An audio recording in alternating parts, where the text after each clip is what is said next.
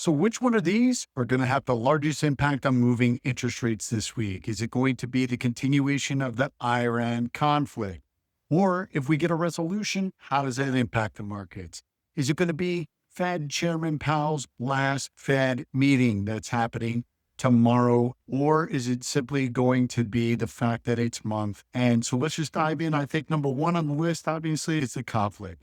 Right now, we're going to stalemate with it. I do not think that Iran wants to actually escalate this militarily unless necessary, unless we do something.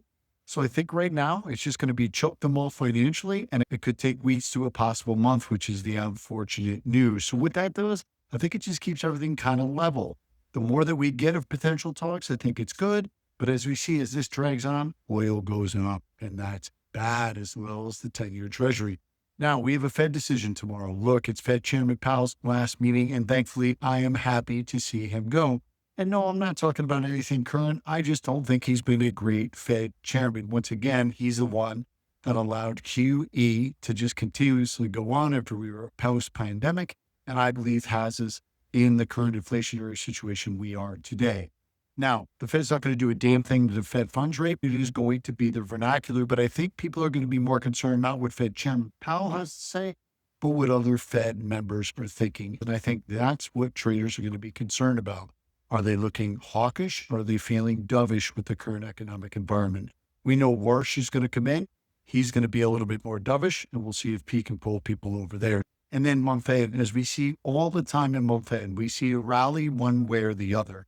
So I think that's the second thing on the list that has the potential to move the market as people recalibrate their holdings, whether it's in the market, whether it's in the 10-year treasury. It just depends on what those traders are thinking, given the current economic environment that continues to drag on. So who am I? My name is Kevin Weemark, a.k.a. The Mortgage Mouth, coming to you each and every day what happened in the marketplace, how it affected interest rates. They went up ever so slightly today, what we can expect for the rest of the week, and should we float or lock? I am still in the float camp. I'm in the float camp because at some point we are going to get a resolution to this conflict, and then we are going to see rates come down. We see it when we just get talks that there could be an agreement that's coming our way. But again, if I have to lock, I'm using yield spread premium in order to offset my closing costs. So what I'm going to say is talk with your mortgage professional. You don't have one that will disclose this with you and work with you to make a great financial decision. Make sure you reach out to me because I will. I lend in all 50 states.